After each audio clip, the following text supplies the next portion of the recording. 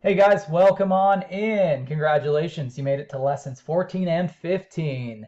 So that's something to celebrate.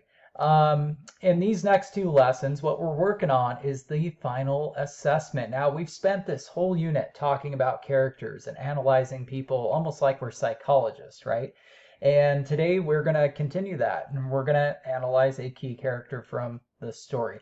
Now, other than that, I would like you to make sure you are reading your own personal reading book for at least 20 minutes daily. Now, that's going to help you in a number of ways, including increasing your reading stamina, your vocabulary, your comprehension.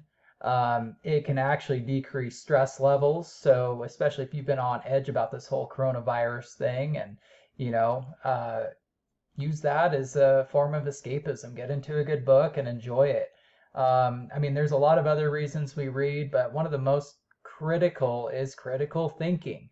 So please make sure you're doing that. That's just going to help you and benefit you in a lot of different ways. Okay, so first things first here, we're going to go ahead and click on this blue link where it says Final Character Body Biography. And hopefully this is what you see when you click on it. Now, you need to get your name and period on the top right corner of this. So go ahead and take a moment and do that. And once you're done, we're going to go ahead and scroll down. Of course, our main character is Max, right? And we're going to be analyzing him for this final assessment. So here's Max, and that looks fancy, doesn't it? That's great, great work there on that poster. Okay, so what we're going to do is we are going to analyze Max, and these questions are very similar to the ones you answered about Killer Kane. So the only thing I'm going to go over, and I'm going to go over this again just to make sure you guys remember what to do here. So when you give a direct quote is word for word what it said in the book with quotation marks around it, and they always come in pairs, right? So make sure that if you put one in, you always close it with another. And then you have your parenthetical, which is a fancy way of saying put the author's number and page number inside of parentheses to give credit where credit's due.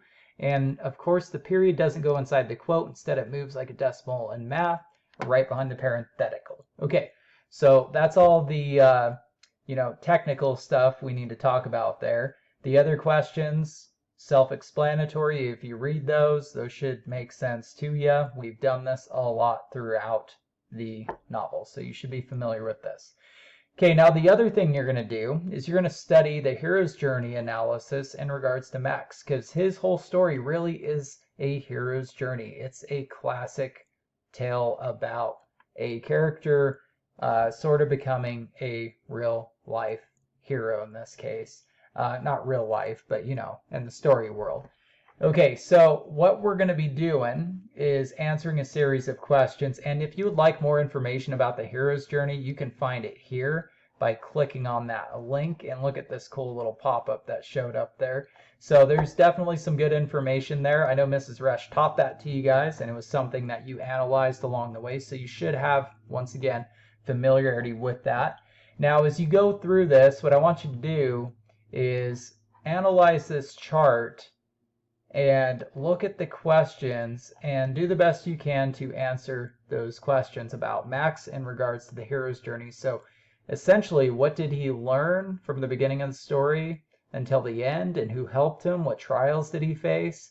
And in the end, how did his experiences make him a better person or character? Okay, so that's essentially what you're answering. And you'll just fill this in. When you're done, you'll click submit, and off it goes.